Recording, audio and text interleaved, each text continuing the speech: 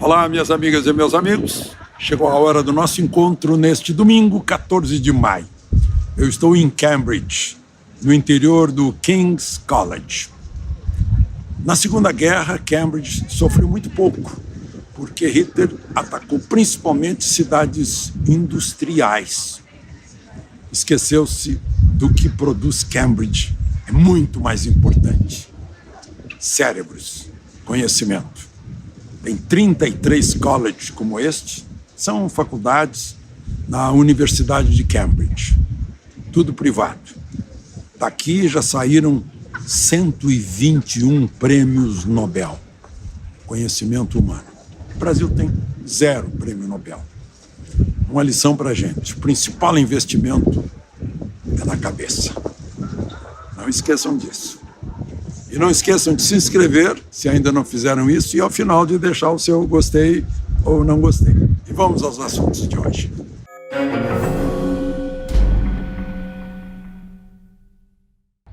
Para vocês terem ideia, quando Cabral descobriu o Brasil, a Universidade de Cambridge já existia há 300 anos. Foi erguida entre 2 rios, uma espécie de ilha. Um deles está atrás de mim, o rio Cam, que passa a cidade, atravessa a cidade. Cambridge legou à humanidade pessoas como Isaac Newton, que foi considerado o maior cérebro do milênio, né? E o nosso recém-falecido Steve Hawking. Então, veja só o tamanho, a importância. Bom, hoje é Dia das Mães no Brasil e aqui em Cambridge eu fui eu chamo de batizado, mas não é batizado, é a nominação, é a cerimônia de dar o nome à minha bisneta, Sofia. Interessante dessa cerimônia é que os pais fazem o juramento de manter na filha os valores familiares, os valores éticos, a saúde, e depois os padrinhos fazem o mesmo juramento. É o reforço da família como célula básica de uma nação forte que se fortalece pelos valores e pela educação, pelo ensino. Bom, vamos aos demais assuntos de hoje. O presidente Lula está indo para o Japão, né, para a reunião do G7. Vai ser em Hiroshima. Tomara que ele visite o museu lá de Hiroshima, da bomba, né, que é muito importante. Ele já é o presidente do Brasil que mais viajou para o exterior. Já foi à China e agora o Japão, já são 2 voltas ao mundo. Fora as viagens à Argentina, a Portugal, né, e as viagens internas que não contam. Uma das viagens internas, ele fez a Bahia numa feira do agro, em que ele confessou que estava indo lá, parece coisa de menino, que foi para fazer inveja à Expo, a exposição do agro lá de Ribeirão Preto, né? O AgriShow. E ele chegou a afirmar que o AgriShow não deixou que o ministro da Agricultura, Fávaro, fosse lá, o que não é verdade. O AgriShow, inclusive, confirmou o convite a Fávaro. Fávaro não foi para não constranger o governo ante a presença de Bolsonaro, que levantou uma grande multidão por lá. Mas o Lula foi além, lá na Bahia. Disse que o pessoal do agro é fascista e gente de mau caráter e negacionista. Bom, isso fez com que o vice-presidente da Frente Parlamentar da Agropecuária, lá no Congresso Nacional, que é um deputado do PP do Espírito Santo, fizesse uma declaração dizendo que Lula rompeu a ponte entre o governo e o agro. Bom, mais do que isso, né? O vice-presidente Alckmin foi a uma feira do MST em Água Branca, na região metropolitana de São Paulo.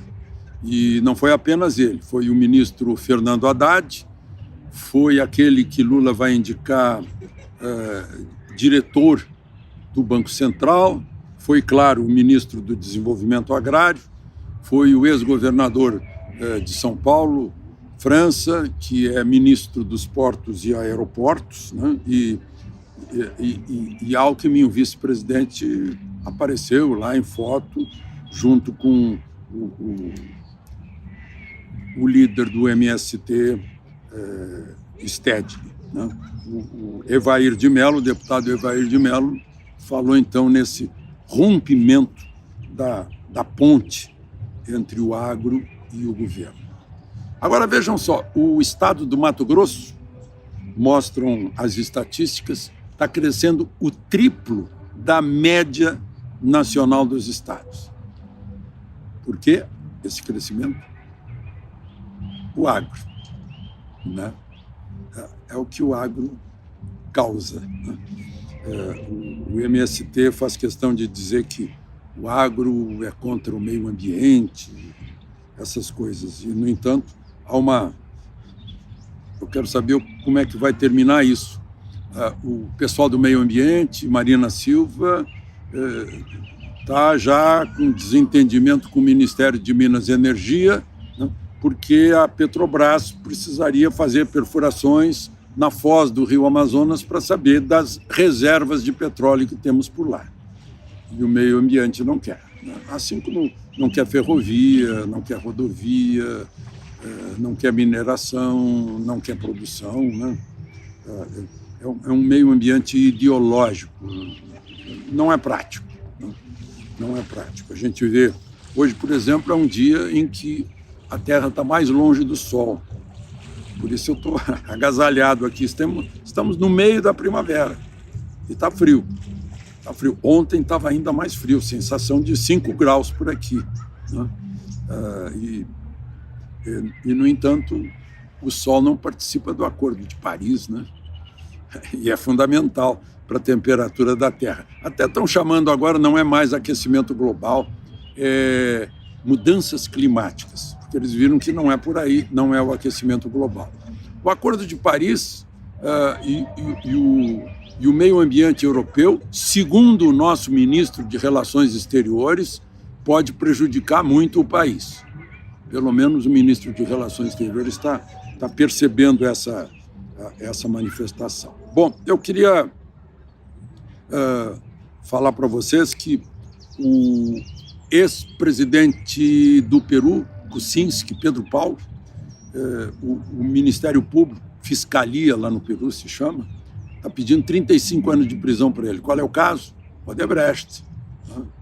Aquelas coisas se descobriu na Lava Jato com pagamento de propina. Por falar nisso, vejam só, quem contratou, segundo o UOL, quem contratou o ministro do Supremo, Ricardo Lewandowski, que antecipou por um mês a aposentadoria compulsória dele. JS, dos irmãos Batista, Wesley e Joesley, como consultor sênior num caso de 15 bilhões que está no Tribunal de Justiça de São Paulo contra a Paper Excellence da Indonésia. Tem essa coisa, né? Eu sempre imagino isso. Como a lei diz que qualquer um que tenha conhecimento jurídico, notável saber jurídico, pode ser escolhido ministro do Supremo, tem escolhido advogados. O advogado, por natureza, é defensor de uma causa. E tem ligação com alguém, vai para o Supremo, mas teve ligações durante toda a sua vida de advogado. É uma questão que não atingiria, por exemplo, o juiz de direito de carreira. Não sei por que não escolhem entre juízes de direito de carreira que tenham chegado ao topo da carreira, por exemplo, entre os 11 mais antigos ministros do Superior Tribunal de Justiça, né? Eliminaria essas questões que toda hora a gente está vendo. Um foi advogado do PT e é ministro de lá e entra em causa em que está envolvido o PT, né? São essas coisas que atrapalham as tradições do Supremo. Bom, eu falei há pouco da Petrobras querendo furar lá na foz do Amazonas, né? O presidente da Petrobras disse que não vai se desgarrar da paridade dos preços internacionais de petróleo, mas cada refinaria pode ter o seu preço. Eu não sei como é que funciona essa aritmética aí. Se cada uma das partes diminuir o preço, a soma das partes vai ficar menor ou igual, né? Igual no caso da paridade internacional. É uma conta que dificilmente fecha. E por fim, gostaria de perguntar, né? É uma pergunta que está cada vez mais forte entre os cidadãos brasileiros. Quem a gente elegeu para fazer as nossas leis, as leis que temos que obedecer? Os deputados e senadores ou o Supremo? O Supremo diz a Constituição que interpreta a lei. Mas o que a gente tem visto é que o Supremo tem legislado ante a passividade do Congresso Nacional, principalmente do Senado. Só para a gente pensar a respeito do que está acontecendo com o Estado de Direito, Estado Democrático de Direito brasileiro.